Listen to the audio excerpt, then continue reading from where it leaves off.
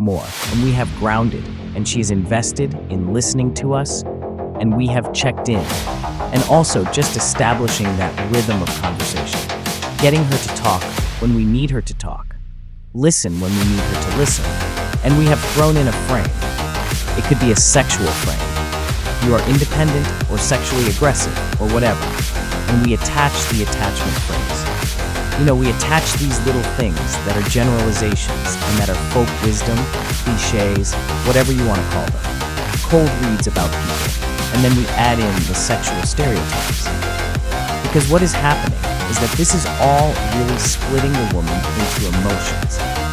When you get those emotions spiked in these conversations in here, you are able to build the compliance as she is getting emotionally invested.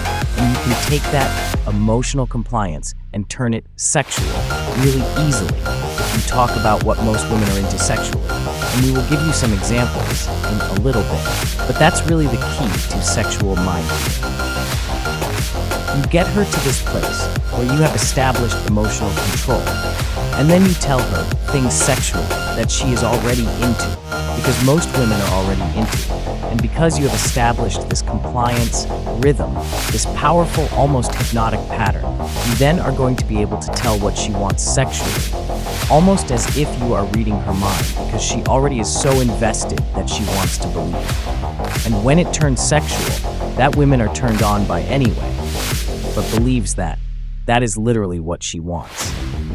Throughout the sexual mind reading, you want to keep this rhythm of bait, hook, reel, release. To do this, you're going to make sure that each of your frames, check-ins, qualifiers, and so on follow the bait, hook, reel, release model, ending in a release after sexualizing to keep compliance. Sexuality is very much like lighter fluid. When you are trying to start a barbecue and you get the lighter going, you just squeeze a lot of it on there. If you keep squeezing it on there, then you are going to blow up in your face, and that is not what anybody wants. So we want to keep that rhythm. We are baiting. Baits are grounds, and it hooks when we check in. We are reeling her with frames and the attachment phrases, and then we are reeling her with sexual stereotypes, and then we release. And that is really the model for sexual mind reading. You bait, hook, reel, release, but the bait is the grounding, the hook is the check-ins, and the reels are the frames and the attachment phrases and the sexual stereotypes, and the release is just a non-scrotal release, saying, oh my god, you are trouble, oh, I can't talk to you anymore, you are not normal, stuff like that. That is what is powerful about sexual mind reading. So I know you are sitting there patiently waiting for examples. So let me give you some word-to-word examples that you can use with women when I am using the sexual mind reading technique. Example number 1.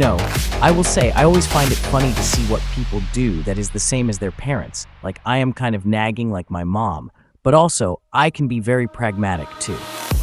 One thing I got from my mother was her intuition. She always knew what I was thinking without me saying, and I got to be intuitive with women. Like with you, I can probably tell that you give up on yourself way too easily. Actually, forget it. I probably shouldn't say this. That is bait for a cold read, just baiting her a little bit to invest a little bit more. It is always a good idea to bait rather than to just throw things out there, because when you bait, you make the girl invest in you a little bit. But you are really actually sexually insecure.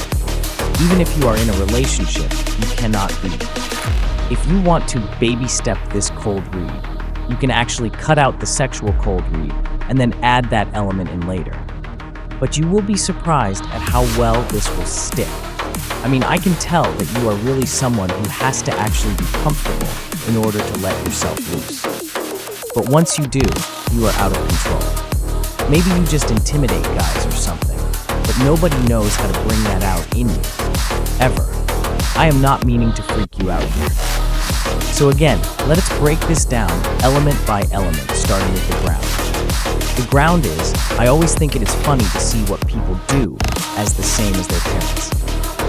Like I am kind of nagging like my mom, but also I can be very pragmatic too. One thing I got from my mother was her intuition. She always knew what I was thinking without me saying, and I got to be intuitive with women. That is the grounding part. We are talking about my mom, talking about her being intuitive, and I got to know how to be intuitive with women. Now we're going to check in. Like with you, I can probably tell that you give up on yourself way too easily. She is going to say a yes or a no. Actually forgets it. I probably should not say this. That is just bait for the cold read. This is all reeling her in. But you are actually really sexually insecure. Even if you are in a relationship, you cannot be. That is a sexual stereotype. Women are sexually insecure. I mean, I can tell that you are really someone who has to be actually comfortable in order to let yourself loose.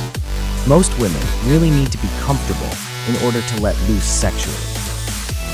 That is why the first time you have sex with a woman, it is usually not as good as the second, third, fifth, and the 27th because she needs to be comfortable to let herself loose. But once you do, you are out of control. Maybe you just intimidate guys or something, but nobody knows how to bring that out in you. And those are sexual stereotypes. In there, we have our frames. You give up on yourself too easily. We have our attachment phrases. We have our sexual stereotypes. Sexually insecure. Someone who has to be extremely comfortable in order to let loose. Once you do, you are out of control. And maybe you just intimidate guys. And we have our release. But whatever, I am not meaning to freak you out here. So a really great example of how to do sexual minds reading. Example number 2. So let's take another example. Okay, so please tell me you are not one of those player girls. I mean, you are not some sort of cheater type, are you? That is our check-in. Here is the thing. I really tend to attract really crazy girls or really aggressive girls. It is always bad when the two mix. But anyways, I always happen to really get to know people that have a funny backstory.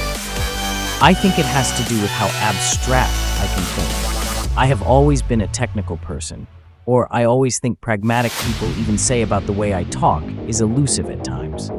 I think you understand because you can really be a planner. You always think things through. You always get distracted easily. With me, I always follow through on what I set out. I didn't realize how unique that way was until much later. My friends aren't really that way. I think that is something that you need to do more. You are totally your best self when you are actually acting completely independent. So here we are starting off with a sexual stereotype, right? Player girls. I mean, you are not some sort of cheater type, are you? Here is the thing. I tend to attract really crazy girls or really aggressive girls. It is always bad when the two mix. Really crazy, really aggressive are related to sex, and aggressive girls are sexual. Right? Or a thought of it is slutty. So it is obvious that she is attracted to us while we do sexual mind reading. So we are talking about how she is aggressive or crazy. But anyways, I always happen to really get to know people that have a funny backstory. I think it has to do with how abstract I can think that is our ground.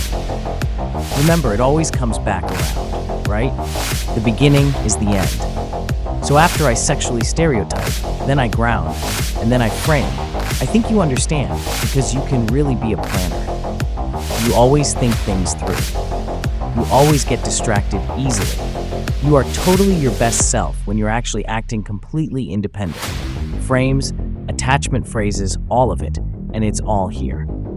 Example number 3. Have you ever been in a relationship that is totally selfish? Wait, I am actually asking the wrong girl. Actually, forget I said that. I bet you are the kind of person who totally takes and takes and takes. Men are probably afraid to break up with you, so they do some stupid things so that they get dumped for it. My ex-girlfriend really was someone who never had a problem with maintaining attraction. I was always attracted to her, but with you, I can actually tell that you push men away. That is just my gut opinion. Example number 4.